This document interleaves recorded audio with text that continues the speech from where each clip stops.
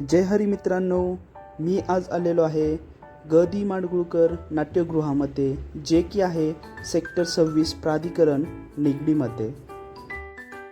गजानन दिगंबर माडगुळकर हे विख्यात मराठी कवी, गीतकार, लेखक आणि अभिनेते होते.